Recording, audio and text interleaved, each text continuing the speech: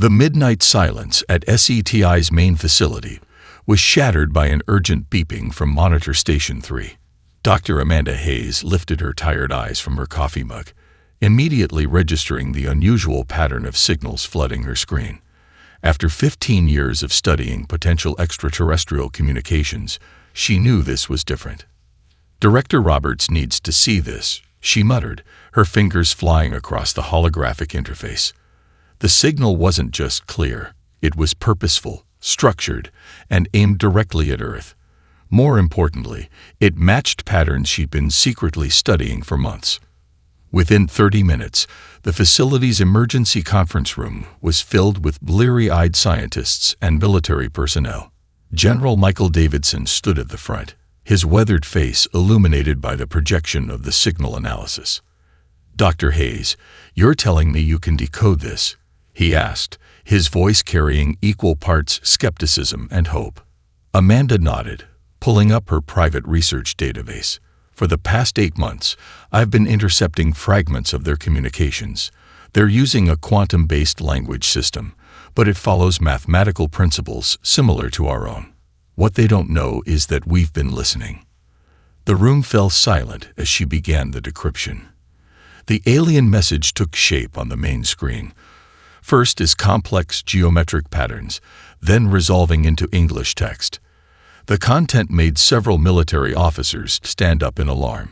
"To the primitive species of Sol 3, your rapid technological advancement and aggressive tendencies have been deemed a threat to galactic stability. The Council of Advanced Species hereby demands your immediate surrender and integration into our guidance program. Failure to comply within one standard rotation will result in immediate military action. Resistance is inadvisable." General Davidson's laugh broke the tension. "They think we're primitive. Doctor, show them what you found in their background chatter." Amanda pulled up another screen, displaying intercepted Council communications she decoded weeks ago. Their fleet uses standardized attack patterns. Their weapons are powerful but predictable. And most importantly, she highlighted a section of data. They have no concept of electronic warfare. Their entire network is vulnerable to our quantum intrusion protocols. "How long have we known about them?" asked a young lieutenant. "Operation Stargazer has been active since the Roswell incident," General Davidson revealed. "Those weren't crashes. They were gifts from a splinter group within the Council. We've had decades to study and improve their technology. Hayes here just confirmed what we suspected. The Council is powerful but stagnant." Amanda brought up more decoded transmissions. "Their society is built on rigid hierarchy and absolute control. Innovation is regulated. Combat doctrine hasn't changed in centuries. They've never encountered a species that developed technology through competition and free enterprise." "And their weapons?" another officer asked. "Powerful but primitive by our standards," Amanda explained. "They never developed electromagnetic pulse technology because their ships are naturally shielded against it.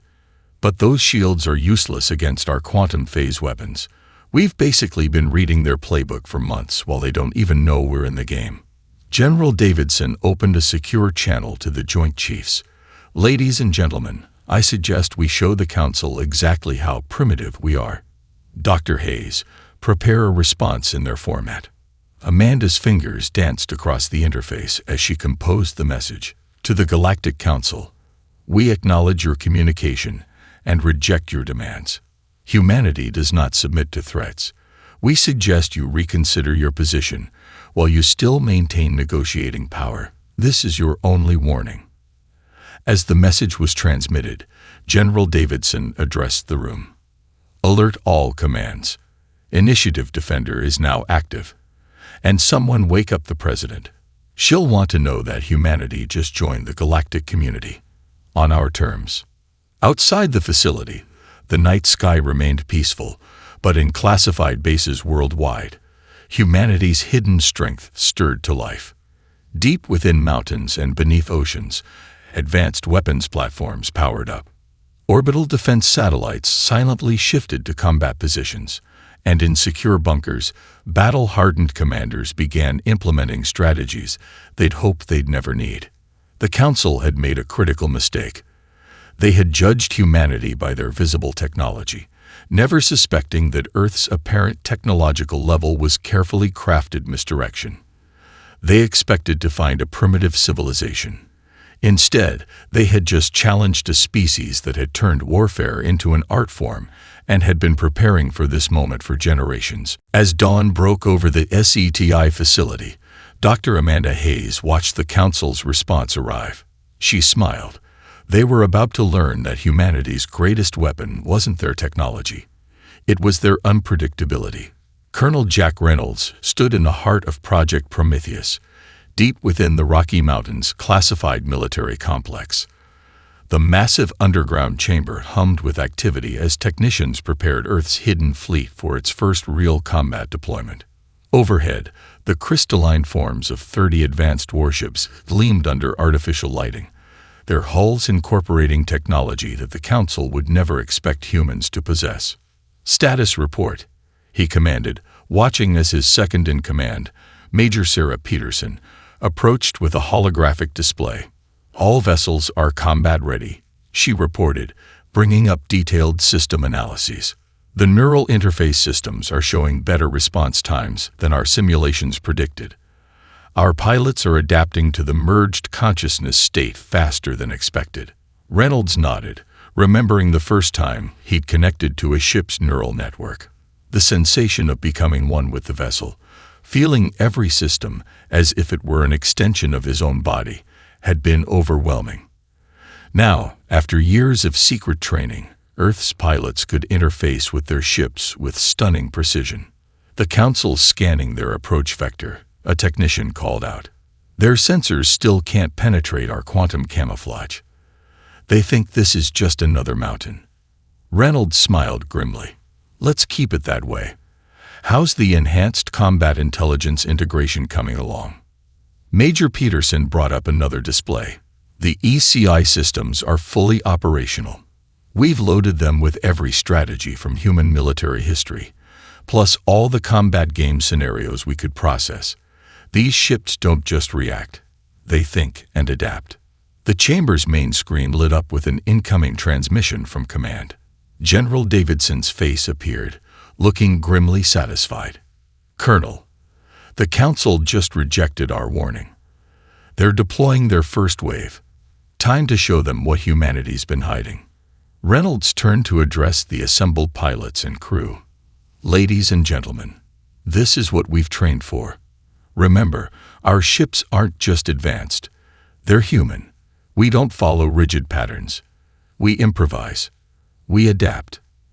Every vessel in this fleet has processing power that exceeds the Council's entire battle network, and each of you has proven you can use it creatively." The pilots moved to their ships, each connecting to their neural interface pods. Reynolds watched as the crystalline vessels came to life, their hulls shifting color as adaptive camouflage systems activated. These weren't just copies of crashed Council ships. They were complete reinventions, enhanced by decades of human innovation. "Colonel," Major Peterson called out, "you need to see this." She brought up an intercept from the Council fleet. "They're deploying in standard attack formation, exactly like the old crash records showed. They haven't changed their tactics in 300 years. Reynolds shook his head. "That's their weakness. They rely on perfected formations and overwhelming force. They've never faced an enemy that thinks in 3 dimensions and treats space combat like a chess game." The mountain's massive doors began to open, revealing the star-filled sky above. One by one, Earth's hidden fleet rose from their underground sanctuary, their quantum drives humming with power that defied conventional physics. "All ships, neural sync confirmed," the control center reported. "Enhanced combat intelligence online. Quantum weapons primed." Reynolds took his place in the command ship's neural interface chamber. As his consciousness merged with the vessel's systems, he felt the familiar rush of enhanced awareness. The ship wasn't just responding to his commands, it was anticipating them, becoming a true extension of his mind. "Remember your training," he broadcast to the fleet. We've spent generations preparing for this moment. Every video game, every simulation, every theoretical battle scenario has led to this. The Council thinks they're facing primitive savages. Let's show them what humanity can really do. The fleet accelerated upward, their quantum drives bending space in ways the Council's sensors couldn't detect. As they approached orbit, Reynolds received confirmation that similar fleets were emerging from hidden bases worldwide. The Council was about to learn that Earth's surface technology had been an elaborate deception. All ships, execute Battle Plan Chimera, Reynolds commanded. The fleet split into smaller groups, each moving in patterns that would appear chaotic to the Council's rigid tactical algorithms. But there was nothing random about their movements. Each maneuver was the result of centuries of human military evolution, enhanced by technology that merged human intuition with quantum computing. As the first Council ships appeared on their sensors, Reynolds felt his ship's excitement mirroring his own. The element of surprise was about to become the least of the Council's problems. They were about to face something they'd never encountered before, humans fighting at their full potential. Major Lisa Foster watched from her command interface as the Council fleet approached Earth's orbit. Their formation was immaculate, a perfect geometric pattern that would have been beautiful if it wasn't designed for planetary subjugation. Her neural link hummed with data as her ship's enhanced combat intelligence processed the enemy's approach. "All wings, this is Thunderclap Actual," she transmitted. "Initiate chaos protocols on my mark. Remember your quantum mathematics training. Every random pattern is predictable if you can't think beyond 4 dimensions." The Council's fleet suddenly halted, clearly detecting Earth's defense force for the first time. Their neat formation shifted, adopting a standardized combat array that Foster had memorized from studying the Roswell records. "They're transmitting," her communications officer reported. "Standard ultimatum. Surrender your primitive vessels or face immediate destruction." Foster allowed herself a small smile. "Send them our response. Come and get us." The Council ships opened fire, unleashing a barrage of energy weapons that could have reduced a city to ash. But Foster's fleet was already moving, each ship following flight patterns based on chaos theory algorithms. Where the Council expected linear evasion, they found an enemy that moved like a swarm of angry hornets. "Execute Pattern Symphony," Foster commanded. Her pilots responded instantly, their neural links allowing them to process complex maneuvers that would have been impossible with traditional controls. The Earth fleet split into smaller groups, each moving in seemingly random directions that actually followed precise mathematical formulas. The Council's first volley missed entirely. Their second attempt was just as ineffective. Their targeting systems, designed to predict standard evasive patterns, couldn't adapt to movement based on fractal mathematics and chaos theory. "They're trying to adjust," Foster's tactical officer reported. "But their ships can only compute linear predictions. They have no defense against quantum uncertainty calculations." Foster nodded, watching as her fleet continued its elaborate dance. Time to show them why humans spent centuries practicing combat as a sport. "All wings, execute Gambit Protocol." The Earth ships suddenly shifted tactics. Instead of avoiding the Council's fire, they began intercepting it with precisely calculated quantum fields. Each blast of enemy energy was caught and redirected, adding to the power of Earth's own weapons. "Energy absorption at optimal levels," the weapons officer announced, ready to return their greeting. "All ships, weapons free," Foster commanded. "Show them what those centuries of video games were really teaching us." The Earth fleet struck back. But where the Council had attacked in coordinated salvos, humanity's response was a symphony of chaos. Each ship fired independently, their quantum weapons guided by both artificial and human intelligence. The Council's rigid formation suddenly became a deadly liability. "First line of enemy ships showing critical damage," Tactical reported. "Their shields aren't designed to handle quantum phase shifting. They've never seen weapons that exist in multiple dimensions simultaneously." Foster watched as the Council fleet tried to adapt. Their ships began breaking formation, attempting to mimic the Earth vessel's unpredictable movements. But centuries of rigid doctrine couldn't be unlearned in the middle of a battle. "They're transmitting again," communications called out. They're asking how we're predicting their movements so accurately." "Send them the truth," Foster replied. "Tell them that humans turned warfare into a game, combat into an art form. Tell them we've been practicing this dance for centuries while they stood still." The battle continued for another 20 minutes, but the outcome was never in doubt.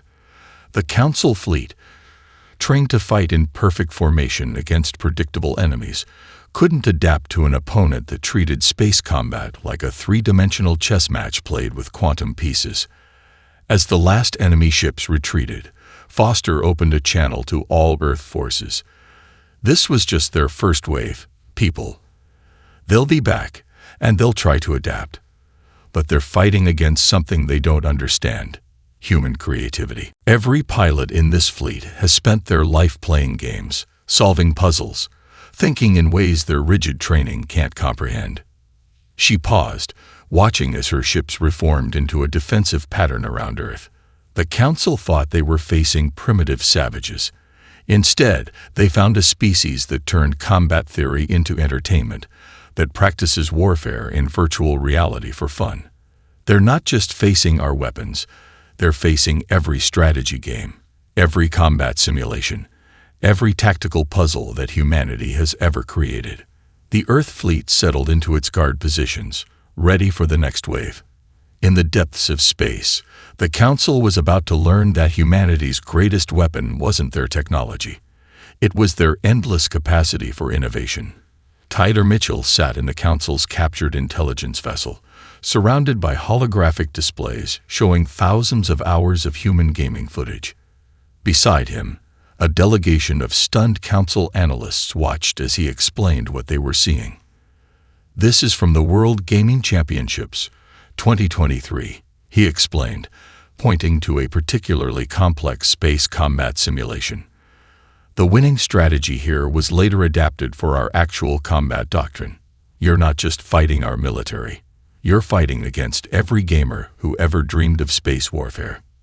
The lead Council analyst, a tall being with crystalline features, shook his head in disbelief. "Your species developed combat simulations for entertainment. We turned warfare into an art form," Tyler confirmed, bringing up another display.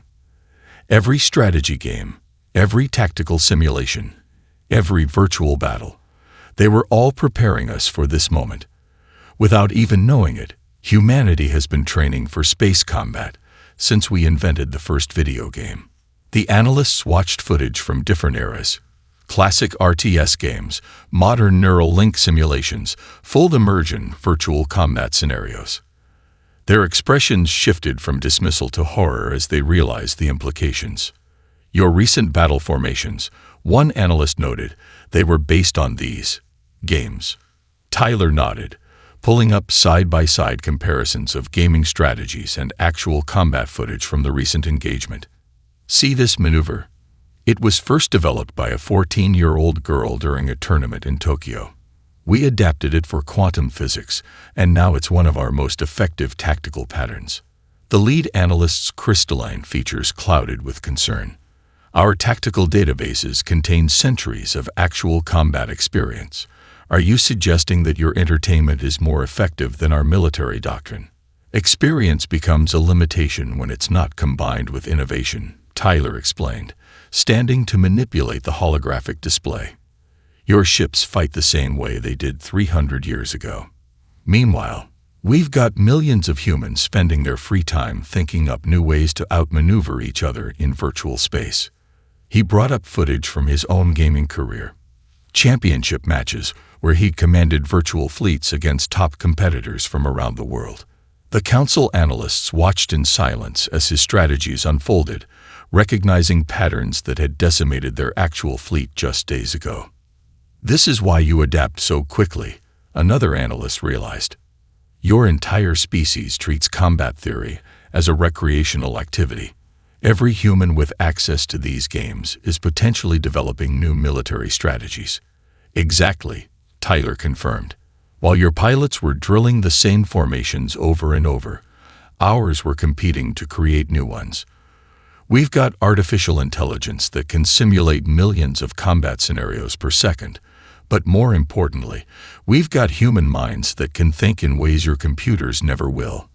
The holographic displays shifted to show live footage of Earth's defense fleet. The ships moved in patterns that looked chaotic, but followed complex mathematical principles derived from decades of gaming evolution. Your council made a critical mistake, Tyler continued. You judged us by our visible technology, never considering that we might be advancing in ways you couldn't measure. Every video game, every virtual reality simulation, every online battle arena. They were all preparing us for this moment. One of the analysts pulled up data from the recent battle. These maneuvers, they're impossible to predict because they're based on human recreational activities. There's no logic to counter because the strategies evolve through play. Tyler smiled. Now you're getting it. You can't predict our tactics because we don't just follow doctrine. We create new strategies for fun. Every human who ever played a space combat game contributed to our military evolution. The lead analyst turned to his colleagues, their crystalline features reflecting the holographic light. The council must be informed. This species, they've turned warfare into an art form, combat into entertainment. Their entire culture is built around competitive innovation. And that's just the gaming aspect, Tyler added, bringing up new displays. Wait until you see what we did with social media and tactical coordination. Your council thought they were facing primitive warriors. Instead, they're up against a species that's been preparing for this fight since we first dreamed of reaching the stars. As the analysts digested this information, Tyler received a priority alert. More council ships had been detected entering the solar system.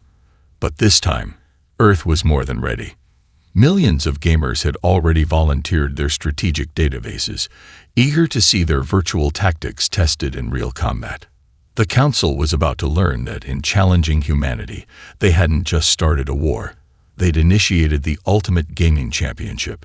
Captain Marcus Williams and his special operations team crouched in the shadows of the Council's main AI hub, their quantum stealth suits rendering them practically invisible. The massive crystalline structure before them housed the central processing core that coordinated all Council military operations. It was supposed to be impenetrable. "Remember your training," Marcus whispered through the neural comm. "Everything we learned from centuries of martial arts, every stealth game ever created, every infiltration technique humanity has developed, it all comes down to this moment." His team of 6 operators spread out, each moving with the fluid grace that came from years of combining traditional military training with advanced technology. Their suits didn't just hide them, they adapted to their movements, enhancing their natural abilities while maintaining perfect stealth. "Control, we're in position," Marcus transmitted. Beginning Phase 1. Lieutenant Kelly Rodriguez, their tech specialist, interfaced with the facility's security network. Unlike the brute-force hacking attempts the Council expected, she implemented techniques learned from generations of human puzzle games and encryption challenges. "Their security is advanced," she reported, "but predictable. They never considered someone might treat their protocols like a game to be solved." The team watched as security patterns shifted, creating a brief window of opportunity. Marcus gave the signal, and they moved forward, their movements incorporating elements from parkour, ninjutsu, and modern dance, a combination that the Council's motion sensors weren't programmed to detect. "They're looking for traditional military infiltration patterns," Marcus explained as they navigated through the complex. "They never imagined we'd turn breaking and entering into an art form." They encountered their first real challenge at the inner security checkpoint. A network of quantum sensors created a seemingly impassable barrier, but Marcus just smiled. "Time to show them why humans spent centuries practicing the art of misdirection," he said. "Execute pattern shadow dance." His team moved in perfect synchronization, each step precisely calculated to create quantum interference patterns. What looked like random movement was actually a carefully choreographed performance, designed to exploit the mathematical principles underlying the Council's security systems. "This is incredible," Rodriguez whispered as they passed through the barrier. "Their sensors are detecting us, but they're programmed to ignore anything that moves with this level of artistic precision. They literally can't believe someone would turn infiltration into a dance." They reached the central AI core, a towering crystal structure pulsing with quantum energy. Council technicians worked at various stations, their movements rigid and predictable. "Watch and learn," Marcus transmitted to his team. "This is why we spent so much time studying human predator movements." He emerged from stealth just long enough to distract a technician, moving with the fluid grace of a hunting cat. The Council worker's eyes followed the movement instinctively, hardwired by evolution to track potential threats. By the time they realized what they'd seen, Marcus had vanished again, leaving them staring at empty air. "Humans aren't the only species with predator instincts," he explained. "But we're the only ones who turned them into an art form." Rodriguez reached the main console, her fingers dancing across the quantum interface. "They protected their systems against every known form of cyber warfare," she reported. "But they never considered someone might approach hacking like a musical performance." Her movements became a symphony of keystrokes and neural commands, each sequence flowing into the next like a perfectly choreographed dance. The Council's defenses, designed to stop conventional attacks, couldn't comprehend an intrusion that followed the rhythms of human creativity. "Upload complete," she announced after several tense minutes. "Our virus is in their system, and they'll never detect it because it moves like we do. Unpredictably, creatively, beautifully." Marcus gathered his team for the extraction. Mission accomplished. Time to show them why humans practiced escaping as a sport. As they made their way out, alarms finally began to sound. But it was too late.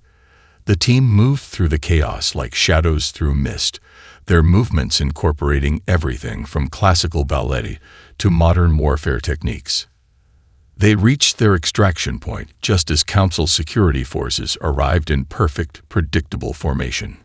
Marcus couldn't help but feel a touch of pity for them. "This is why humanity survived," he transmitted to his team as their stealth shuttle engaged. "Not just because we learned to fight, but because we turned survival itself into an art form. Every movement, every technique, every strategy. It's all part of the beautiful dance of human innovation." As they disappeared into the darkness of space, the Council's AI hub continued to operate normally, unaware that it now moved to humanity's rhythm. The infiltration wasn't just successful, it was a performance worthy of humanity's long tradition of turning necessity into art. Emily Richardson stood before the quantum broadcast array on her ship, cultural envoy, preparing to make history. The Council had expected Earth to fight with weapons, but they never anticipated their greatest threat would come from human culture itself. Broadcasting on all frequencies, her communications officer reported, "We're bypassing their censorship protocols using that trick we learned from teenage hackers who just wanted to stream videos in school." Emily took a deep breath and began her transmission. "To all sentient beings across Council space, this is humanity reaching out. We're not here to conquer you. We're here to share something far more powerful, our way of life." The broadcast began showing scenes from Earth. People dancing in streets, children playing in parks, artists creating in studios, and scientists collaborating in laboratories. But most importantly, it showed something the Council's rigid society had never experienced: people simply having fun. "Your leaders told you we're primitives," Emily continued, "but look at what they've been hiding from you. We have something they fear more than our weapons: freedom of expression." The transmission shifted to footage of Earth's entertainment. Music festivals, sporting events, theme parks, and beaches filled with laughing people. Council citizens, watching in secret, saw something revolutionary: a society that valued enjoyment as much as efficiency. "Did you know your leaders banned our first cultural package?" Emily revealed. "They said human music was too chaotic. They claimed our art was dangerously unpredictable. But some of you found ways to access it anyway, didn't you?" Reports began flooding in from across council space. Underground clubs playing human music. Secret gatherings where council citizens attempted human dances. Hidden communities sharing Earth's entertainment through encrypted channels. Lieutenant Commander Jason Peters, Emily's tactical advisor, brought up a strategic display. It's working better than we expected. Look at these population centers. They're not just receiving our transmission. They're rebroadcasting it. Emily smiled, remembering the Council's dismissal of human culture as primitive entertainment. They never understood that humanity's greatest strength wasn't their technology. It was their ability to find joy in existence. Your leaders never told you about weekends, did they? Emily broadcast. They never mentioned vacation time, or holidays, or simply taking a day off to relax. They kept these concepts from you because they knew the truth. Happy people ask questions. The rebellion spread like wildfire across council space. Workers began demanding Earth hours and weekend breaks. Young council citizens started organizing human-style parties. The rigid structure of council society began cracking under the weight of a simple human concept: work-life balance. We're getting reports of council military vessels refusing to engage, Jason reported, barely containing his amusement. Apparently, their crews are too busy arguing about which human music genre is superior, rock or jazz. Emily launched the next phase of her cultural assault. Cooking shows. Your leaders restricted you to nutritionally optimal food paste, she broadcast. Let us introduce you to pizza, chocolate, and ice cream. Warning: the following footage of barbecue ribs may cause extreme hunger and sudden questioning of authority. Council citizens watched in amazement as humans turned meal preparation into an art form. The concept of cooking for pleasure, of sharing meals with friends and family, sparked another wave of peaceful rebellion. Their whole system is based on control through routine, Emily explained to her crew. But they never encountered a species that turned breaking routine into a celebrated art form. Every human who ever took a spontaneous road trip, every kid who ever played hooky from school, they were all preparing us for this moment. The Council's response was predictable. They tried to ban all human cultural transmissions, but they discovered what Earth's authorities had learned centuries ago. Telling people they can't have something only makes them want it more. Final phase, Emily announced, broadcasting the most dangerous human concept of all: weekend brunch. This is what freedom looks like: spending 4 hours with friends, sharing meals, and laughing just because you can. As the transmission ended, Emily received word that several council worlds had already declared themselves culturally aligned with Earth, not through military conquest or political pressure, but because humanity had shown them something their leaders never could: the power of joy. They thought they were facing primitive warriors, Emily told her crew.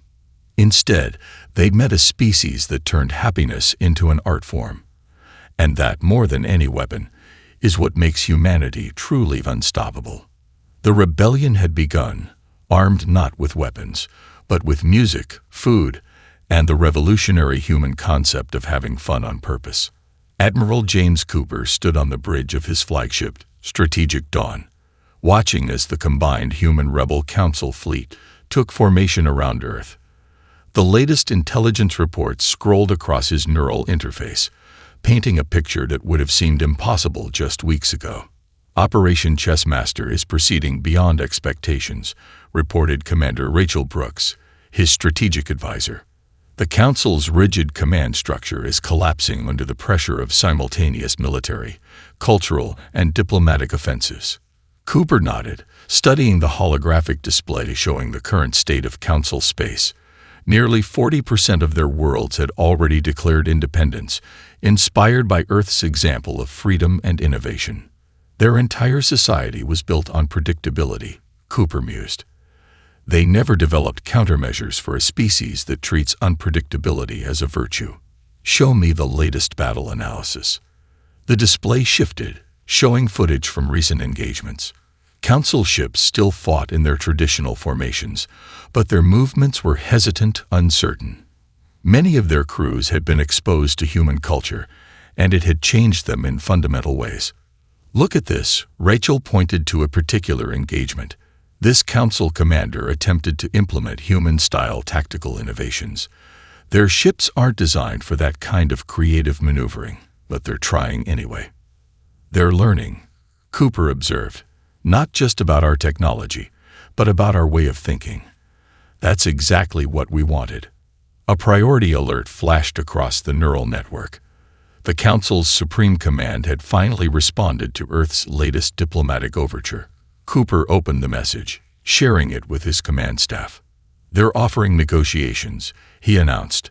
"But more importantly, they're asking questions about human social structures. They want to understand how we maintain order while allowing so much individual freedom." Lieutenant Sarah Morrison, their cultural attaché, brought up her analysis. "The exposure to human entertainment and social concepts has shattered their worldview.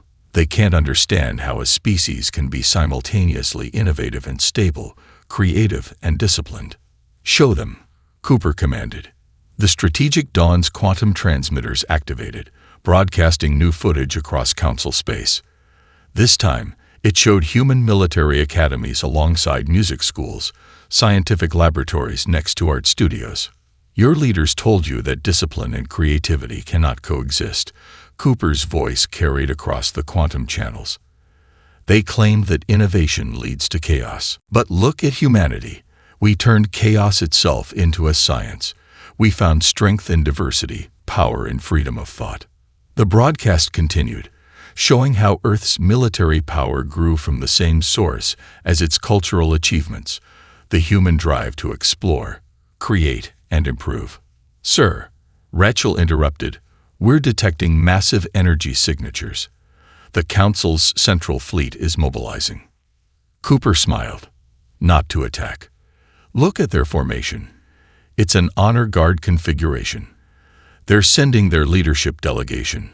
Operation Chessmaster is entering its final phase."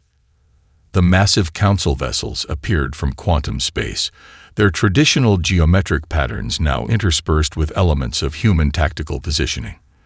They had learned, adapted, and most importantly, chosen to change.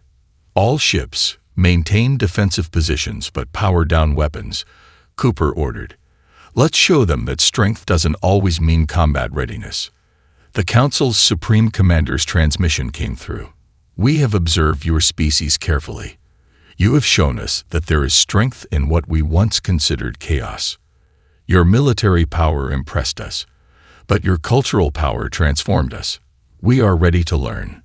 Cooper turned to his crew. This was never about defeating them. It was about showing them a better way. Every human who ever challenged convention, who ever thought differently, who ever dared to innovate, they all contributed to this moment. The Strategic Dawn's docking bay prepared to receive the Council delegation. But unlike their first contact, this meeting would be different. The Council representatives would find not just military officers, but artists, musicians, teachers, and innovators, the true source of humanity's strength. "Send word to Earth," Cooper commanded. "Tell them that Operation Chessmaster succeeded not through military might, but through the power of human creativity. The Council didn't just meet our warriors, they encountered our entire culture, and it changed them forever." As the Council ships settled into formation around Earth, Cooper reflected on the irony. The species that had once dismissed humans as primitive had come to learn from them, not just about warfare or technology, but about the true source of power, the freedom to think, create, and evolve. The chess game was over, but the real work of transformation was just beginning. Ambassador Rebecca Thompson walked through the newly constructed Galactic Assembly Hall, a massive structure that blended Council crystalline architecture with human design elements. The building itself stood as a symbol of the transformation sweeping across known space, order and creativity working in harmony. "The Council delegates are ready," her assistant, Michael Chen, reported, though some of them seemed distracted by the coffee and pastries we provided for the meeting. Rebecca smiled, remembering how the simple concept of enjoying food during diplomatic sessions had scandalized traditional Council members. Now, they specifically requested Earth refreshments for all major gatherings. "The final charter is prepared?" she asked, approaching the Grand Chamber doors. "Yes, Ambassador. Though I should warn you, several Council worlds have already submitted requests to modify their sections to include what they're calling entertainment rights." The Assembly Chamber was packed with representatives from both Council and Earth territories. The rigid seating hierarchy that once defined Council meetings had been replaced by a more organic arrangement, encouraging actual dialogue rather than mere proclamations. "Distinguished representatives," Rebecca began, her voice carrying across the chamber. "Today we formalize not just a peace treaty, but a new understanding of galactic civilization. The document before you transforms the old Council into something unprecedented, a true federation of free worlds." Holographic displays activated, showing the proposed changes. Traditional Council protocols of control and conformity were replaced by Earth concepts of individual rights, creative freedom, and protected innovation. "Some said our species couldn't coexist," she continued. "They claimed that Earth's chaos would undermine Council order. Instead, we've proven that the greatest strength comes from combining our different approaches." The Chamber's displays shifted to show the achievements of the past 6 months. Joint Human-Council research projects producing unprecedented technological advances, cultural exchange programs spawning new art forms, and military cooperation leading to innovative defense strategies. "Your rigid patterns gave us structure," Rebecca acknowledged to the Council representatives.